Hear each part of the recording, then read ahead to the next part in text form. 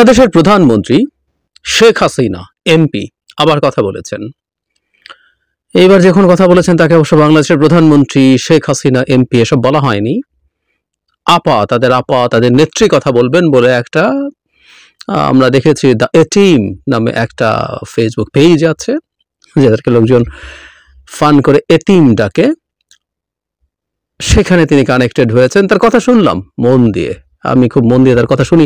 আমার কাছে এটা একটা অসাধারণ বিনোদন এবং একটা অসাধারণ প্রশান্তি দেয়। সেই কারণেই দেখি, কেন দেয় সেই জায়গায় আসবো। এবং আমাদের মিডিয়াতে নিষিদ্ধ থাকলেও আমি মনে করি এটাকে আসলে পারমিশন দিয়ে দেওয়া দরকার। কিন্তু শুনতে শুনতে না ভীষণ করুণাও হয়েছে। করুণা মানে হলো এককালের দোর্দণ্ড প্রতাপশালী, মানে যার কথা ছাড়া নাকি গাছের পাতাও নড়ে না, সেই শেখ হাসিনার কি তুচ্ছ অবস্থা, কি বিশ্রী অসহায় অবস্থা, সেটা করুণার ব্যাপার। এবং এই করুণা আবার দুঃখ দেয় না, আনন্দ দেয়। একজন স্বৈরাচার কোন জায়গায় গেছেন, মানে কেন করুণা হয়, মানে আহারে শেখ হাসিনা এরকম বলার ইচ্ছে হয়। এবং এটা আনন্দের সাথে বলা। আমরা কিছু কিছু আহারে বলি কষ্ট নিয়ে, এই আহারে বলছি আনন্দ নিয়ে। আপনারা ইন্টারভিউটা দেখে নিতে, ইন্টারভিউ ঠিক না, উনি ইনফ্যাক্ট আড্ডায় যোগ দিয়েছেন। তার আজকে এত বাজে অবস্থা, আসবো কাদের সাথে কথা বলেছেন আপনারা তাদের কথা শুনলেই বুঝবেন। আচ্ছা, উনি অনেকগুলো কথা বলেছেন, আমি ঠিক জবাব দেব না, জবাব দেওয়ার কিছু নাই। ক্ষমতা হারানোর শোকে উন্মাদ হয়ে যাবে। শুধু ক্ষমতা হারানো না, ক্ষমতা হারানোর পর সেই জায়গায় বসেছেন এমন একজন যাকে তিনি জেলের ভাত খাওয়াতে চেয়েছিলেন, ডক্টর ইউনূস। মানে শেখ হাসিনার পতনে তিনি যত দুঃখ পেয়েছেন, কাটা ঘায়ে নুনের ছিটা বলে না, সেই ছিটা হয়েছে ডক্টর ইউনূস তারপর ক্ষমতাটা পাওয়ার ক্ষেত্রে। ট্রুলি তাই। এটা প্রতিবার তিনি যখন কথা বলেন এই আগুন চেপে রাখতে পারেন না, উগরে দেন। কি কি বিষয়ে কথা বলেছেন আমরা প্রেডিক্ট করতে পারি, তারপর আমি একটু জাস্ট বিষয়গুলো উল্লেখ করি। আমাদের নাকি বাজেটে টাকা নেই, উনি অনেক টাকা রেখে গিয়েছিলেন। সামাজিক সুরক্ষা ভাতা বন্ধ, দু একটা একটু কমেন্ট করি। এর মধ্যে বিভিন্ন রকম ভাতার কথা বলেছেন, মুক্তিযোদ্ধা ভাতা ইত্যাদি ইত্যাদি। এটা বন্ধ রাখা হয়েছে, আসলে তারা চুরি করে গেছে, উল্টো পাল্টা লোকের নামে দিয়ে গেছে। অন্তত 50% অ্যাটলিস্ট, এটা সেই সরকারের সময় বলা হয়েছিল। সেগুলো রিচেক করা আছে, তবে সরকার এগুলো একটু ফাস্টার করা দরকার। পুলিশকে নিয়ে বারবার কথা বলেছেন, আমি এই জায়গায় আসবো। এখানে একটা আমাদের কেয়ারফুল থাকতে হবে। ডক্টর ইউনূসের প্রসঙ্গ যখন এসছে, সুদখোর এই করছে, ওই করছে, গরিবকে সুদ দিয়ে শেষ করে ফেলছে, তিনি জেলে থাকার কথা ছিল, সেই মামলা তুলে ফেলেছে। এই ক্ষোভ তার আসলে যায় না। ডক্টর ইউনূসকে একদিনের জন্য হলেও জেলের ভাত উনি খাওয়াতে সম্ভবত চেয়েছিলেন, বাট শি ফেইলড। এর ছাড়া উনি ওনার ঋণ নিয়ে কি করেছেন না, মানে ট্যাক্স নিয়ে কি করেছেন এসব কথাবার্তা। খুব হুমকে দিচ্ছেন, 32 নম্বর পড়িয়ে দিয়েছে তাই এদেরকে ছেড়ে দেওয়া যায় না। ছাত্রলীগ ব্যান করা নিয়ে বলেছেন, এবং ব্যান করার কেসে হুমকি দিচ্ছেন, দারুণ সব হুমকি। ইউনূস নাকি ক্ষোভের আগুনে, ক্ষমতার লাভের, মানে তার ক্ষমতার যে লোভের আগুন, সেটা দিয়ে সারা দেশ ছারখার করে দিচ্ছে। দেশের গরিবের খুব খারাপ অবস্থা। শেখ হাসিনার সময় তিনি বলছেন একজন দিনমজুর কাজ করে তার পুরো পরিবার মেনটেন করে সঞ্চয় করতে পারতো, আর এখন একজন দিনমজুর সারাদিনের উপার্জন দিয়ে এক বেলাও খাবার কিনতে পারে না। ইয়াস, জাস্ট শুনে যাই আমরা। কোনো সাংবাদিকতা করা যাচ্ছে না, কোনো রকম কোথাও নাকি সাংবাদিকতা হচ্ছে না। বারবার ক্ষোভ নিয়ে বলছেন অপরাধ কি আওয়ামী লীগের, কি অপরাধ করেছি আমরা। আসবো, মানে উনি ওনার অপরাধ খুঁজে পান না। আওয়ামী লীগ অবৈধভাবে কখনো ক্ষমতা দখল করেনি। আওয়ামী লীগ মাটি মানুষের কথা বলার জন্য আওয়ামী লীগ প্রতিষ্ঠা হয়েছে। সাধারণ মানুষের অধিকার নিয়ে তারা কাজ করে। তার বাবা দেশকে স্বাধীন করে দিয়ে গেছেন, এবং 3 বছর 7 মাসের মধ্যে দেশকে স্বল্পোন্নত দেশে পরিণত করে গেছেন। মানে মিথ্যাচারের সীমা দেখি আমরা। স্বল্পোন্নত দেশে উত্তরণ করার কিছু নাই। প্রত্যেকটা দেশই, মানে এটা হলো সবচেয়ে খারাপ জিনিস। স্বল্পোন্নত দেশ মানে আসলে গরিব দেশ। মজার ব্যাপার বরং এটা, বাংলাদেশ শুরু থেকেই কোনোদিন এলডিসি বা স্বল্পোন্নত দেশে থাকার কথাই ছিল না। কারণ এলডিসির নিয়ম হচ্ছে, কোনো দেশের জনসংখ্যা যদি কমপক্ষে 7 কোটি হয়, সেটা এলডিসিতে থাকবে না। তার মাথা পিছু আয়, আরো দুটো ইন্ডিকেটর, হিউম্যান অ্যাসেট ইন্ডেক্স এবং ভালনারেবিলিটি, ইকোনমিক ভালনারেবিলিটি ইন্ডেক্সে যাই থাকুক না, 7 কোটি হলেই সে এলডিসি থাকবে না। কিন্তু বাংলাদেশ হাতে পায়ে ধরে এলডিসি থেকেছে, কারণ কিছু বেনিফিট পাওয়া যায়। তার বাপ নাকি এটাকে এলডিসিতে রেখে গেছেন, আর তিনি এসে এটাকে উন্নয়নশীল দেশ কি যেন বলছেন করতে গেছেন। অনিবার্যভাবে বহুদিন পর তার 15ই আগস্ট এবং স্বজন হারানোর বেদনা, তার জীবনে এটা কষ্ট আছে, কিন্তু এটা যে একটা মেকি ফাজলামতে পরিণত করেছিলেন, এটা তার ক্ষমতায় থাকার সময় মানুষের ইমোশনকে খোঁচা দেওয়ার জন্য মানুষ না খোঁচা না খেয়ে বরং বিরক্ত হয়েছে। ঠিক একই জিনিস আবার বহুদিন পর শুনলাম, সবার নাম ধরে কি হয়েছে এবং জেল হত্যার কথা বলা হয়েছে। বই ছাপাতে পারছে না, সরকার এত ফেল করেছে, ইনফ্লেশন হচ্ছে, দাম বেড়ে গেছে, প্রবৃদ্ধির হিসাব দিচ্ছেন, কত রেখে গেছেন ডক্টর ইউনূস, প্রবৃদ্ধির হিসাব কমাচ্ছেন, কমানোর কথাই ছিল, চুরি করে প্রবৃদ্ধির হিসাব দেখানোটাকে কমাবেই। ডক্টর ইউনূসের সরকার টাকা লুটপাট করছে, বাজেটে শেয়ার মার্কেটের টাকা লুটপাট, গ্রামীণ ব্যাংকের গ্রামীণ ফোনের টাকা পাচার করে শেষ করে এখন বাজেটের টাকাও পাচার করে দিচ্ছেন। উনি ডক্টর ইউনূস, তার 14 পুরুষ, উপদেষ্টারা তাদের 14 পুরুষ, সমন্বয়কদের 14 পুরুষ, এভাবে মানে বাবা মা ভাই বোন এভাবে বলছেন সবার হিসাব রাখতে হবে। এবং হালকা একটা খোঁচা সার্জিস আলমকেও মনে হয় দিয়েছেন যে ওরা এখন নতুন বিয়েও করছে, তাদের শ্বশুর বাড়িরও খোঁজ নিতে হবে, সার্জিসকে একটু কেয়ারফুল থাকতে হবে। কর্মসূচি এখানেই শেষ না, আরো আসবে।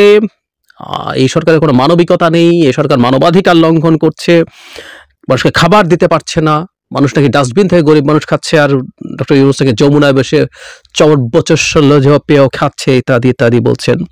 উনি বেশি দূরে নাই, উনি আছেন, উনি দেশেই আছেন। 5 আগস্ট 2 বোনকে নাকি হত্যা করতে চেয়েছিল, 15ই আগস্ট যে কাজটা সমাপ্ত করা যায়নি, সে অসমাপ্ত কাজ শেষ করার জন্য এসছে এবং ওনাদেরকে বাঁচিয়ে দেয়া হয়েছে। ওনারা আল্লাহ তাদেরকে বাঁচিয়েছেন, মানে এই ভদ্রমহিলার মুখে আল্লাহ শোনা, এটাও একটা অসাধারণ। ইনশাল্লাহ, আল্লাহ বারবার বলেন।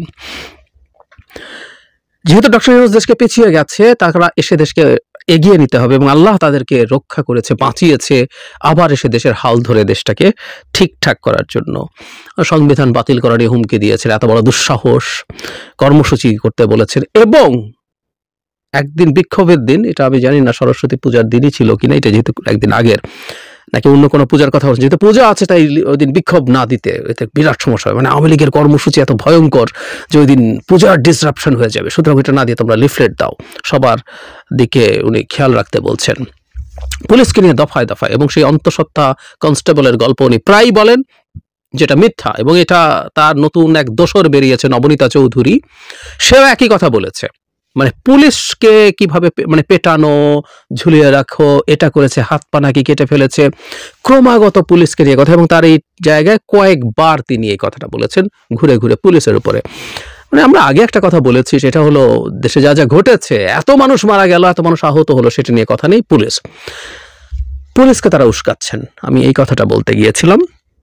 আমাদের পুলিশ যে ঠিকঠাক মতো কাজ করছে না, পুলিশের নিশ্চিতভাবে শেখ হাসিনার যখন মুভমেন্ট হচ্ছে এবং পালিয়ে গেছেন, তারপর পুলিশের ওপরেও কিছু ঘটনা ঘটেছে, উইচ ইজ ট্রু। এটা একটা যুদ্ধ হয়ে গিয়েছিল, সেই যুদ্ধে কিছু ঘটনা তো ঘটেছেই, এবং সেই ট্রমা পুলিশের থাকবে না, নট নেসেসারিলি থাকতেই পারে, অস্বাভাবিকও না, এবং সেটা নিয়ে আমরা পরবর্তীতে কি করব, আমাদের এই অ্যাকিউট অবস্থাটা শেষ হোক, তারপর দেখা যাবে। কিন্তু এই উস্কানি কিন্তু আমি এখন বিভিন্ন জায়গা থেকে দেখছি।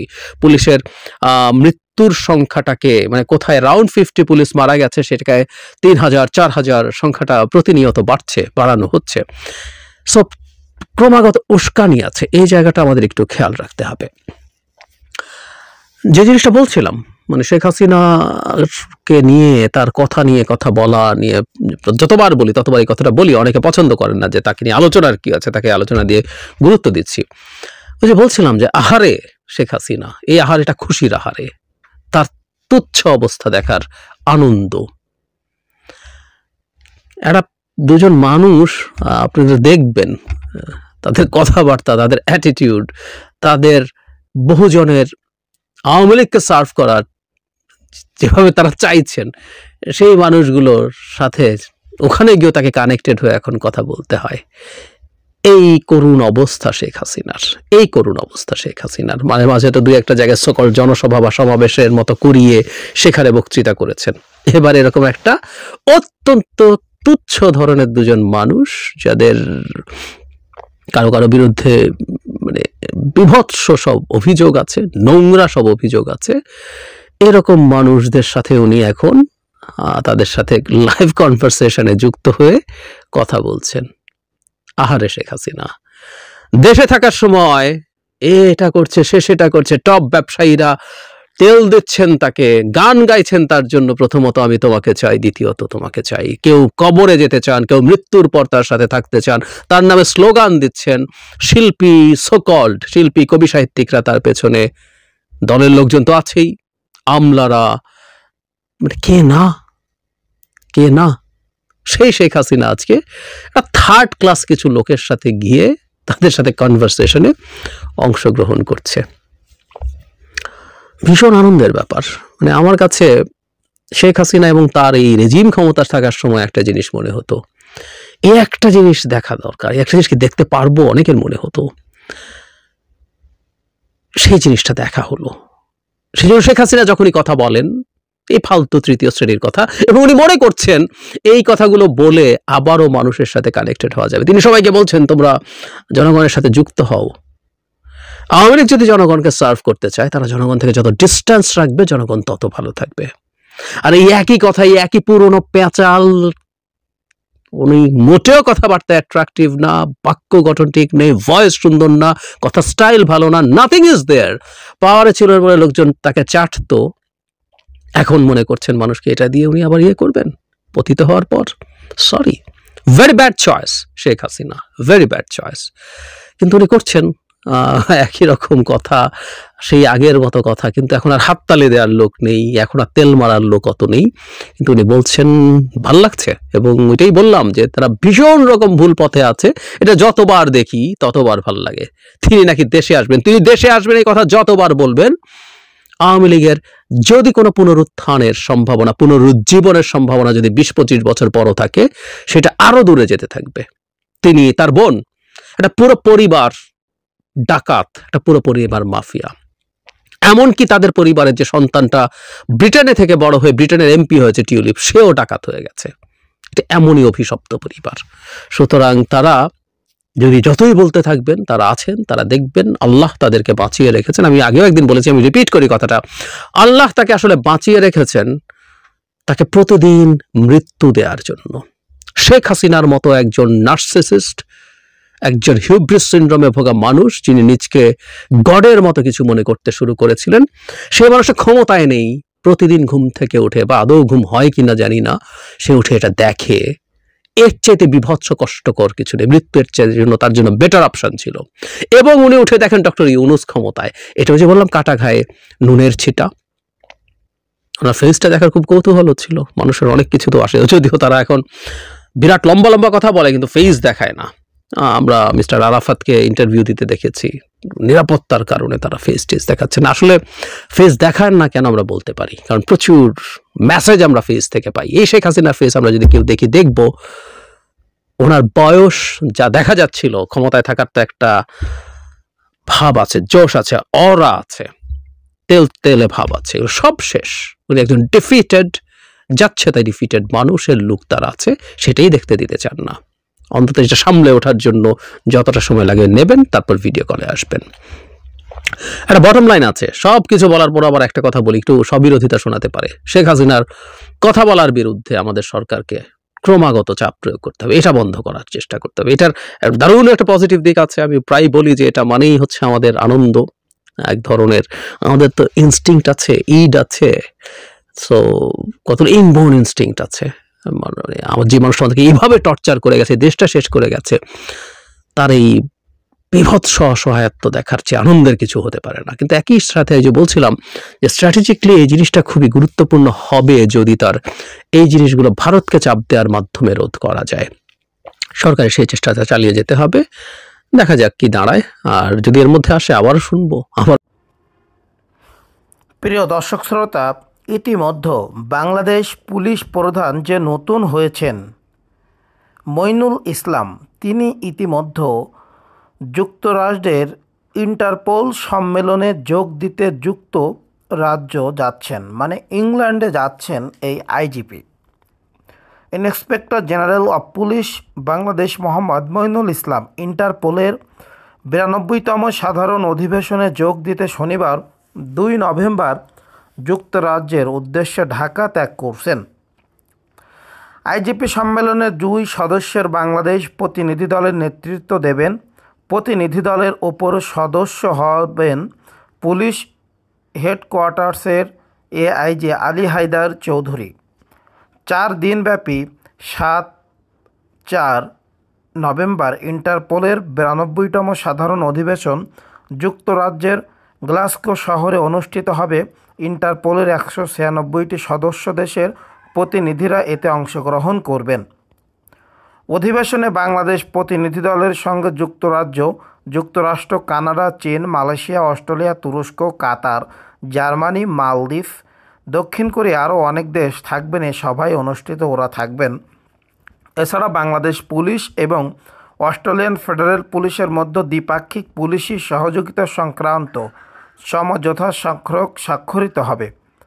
এর ফলে বাংলাদেশ পুলিশের বৈশ্বিক পুলিশি সহযোগিতার নতুন দ্বার উন্মোচিত হবে। ইন্টারপোলের এবারের সাধারণ অধিবেশনের বায়োমেট্রিক, ফ্রন্টলাইন সক্ষমতা, এআই এবং পুলিশিংয়ের ভবিষ্যৎ টেকসহ বহুপাক্ষিকতা, একটি সম্বন্ধিত বিশ্ব নিরাপত্তা, স্থাপত্য ও আইন প্রয়োগকারীদের নেতৃত্বে ভবিষ্যৎ 4টি প্রধান ইন্টারঅ্যাক্টিভ প্ল্যান থাকবে, যা সংস্থাটির বৈশ্বিক অপরাধ ও আন্তর্জাতিক পুলিশিংয়ের ভবিষ্যৎ সম্পর্কে বিভিন্ন দিক বিশ্লেষণ করবে। আসসালামু আলাইকুম, সকলকে জানাই আন্তরিক অভিনন্দন ও সালাম। মোদির বক্তব্যের প্রতিক্রিয়া জানাবে বাংলাদেশ। পররাষ্ট্র উপদেষ্টা থেকে এমনটাই মন্তব্য করছেন। ইতিমধ্যে আপনারা সকলে জানেন, মোদি বাংলাদেশকে নিয়ে টুইটারে বিভ্রান্ত মন্তব্য করেছে। প্রিয় দর্শক শ্রোতা, বিজয় দিবস নিয়ে নরেন্দ্র মোদির দেওয়া বক্তব্যের প্রতিক্রিয়া ভারতকে জানানো হবে বলে জানিয়েছেন পররাষ্ট্র উপদেষ্টা তৌহিদ হোসেন। মঙ্গলবার 17 ডিসেম্বর বিকেলে পররাষ্ট্র মন্ত্রণালয়ে সাংবাদিকদের এক প্রশ্নের জবাবে কথা বলেন তিনি।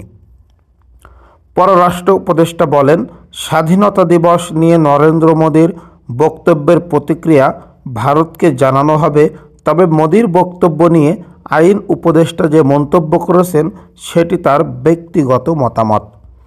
এ সময় এক প্রশ্নের জবাবে পররাষ্ট্র উপদেষ্টা বলেন, রোহিঙ্গা সমস্যার শান্তিপূর্ণ সমাধানে সচেষ্ট বাংলাদেশ। আগামীকাল বুধবার 18 ডিসেম্বর মিয়ানমার ইস্যুতে আলোচনা করতে থাইল্যান্ড যাচ্ছে।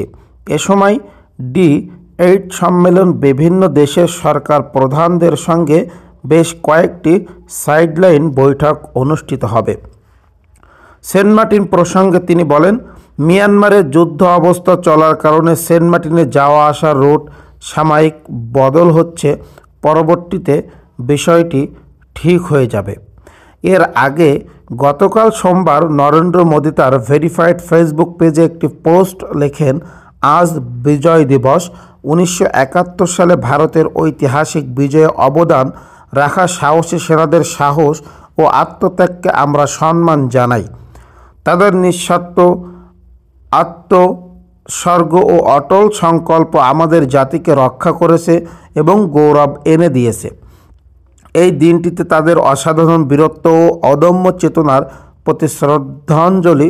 তাদের আত্মত্যাগ চিরকাল প্রজন্মের পর প্রজন্মকে অনুপ্রাণিত করবে এবং আমাদের জাতির ইতিহাসে গভীরভাবে লিপিবদ্ধ থাকবে।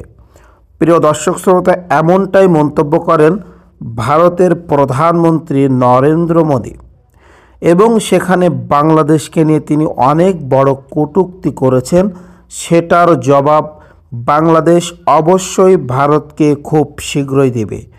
সকলকে অসংখ্য ধন্যবাদ। আসসালামু আলাইকুম।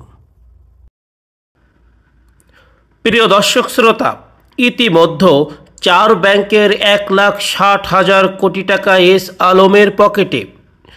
বাংলাদেশের ব্যাংকের টাকাগুলো তো সব খেয়েছে এস আলম গ্রুপ। প্রিয় দর্শক শ্রোতা, বাংলাদেশ ইসলামী ব্যাংক ধ্বংসের দ্বার প্রান্তে দাঁড়িয়েছিল এস আলম গ্রুপের হাতে শেয়ার বিক্রি করার মাধ্যমে।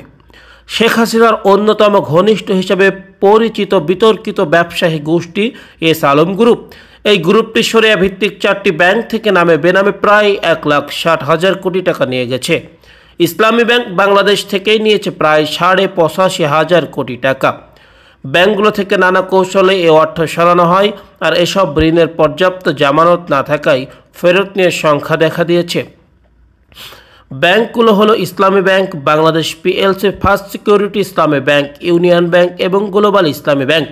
এতদিন ব্যাংকগুলোর নিয়ন্ত্রণ ছিল এস আলম গ্রুপের হাতে। আওয়ামী লীগ সরকারের পতনের পর ব্যাংকগুলো থেকে তার নিয়ন্ত্রণ মুক্ত করে নতুন পরিচালনা পর্ষদ নিযুক্ত করে কেন্দ্রীয় ব্যাংক।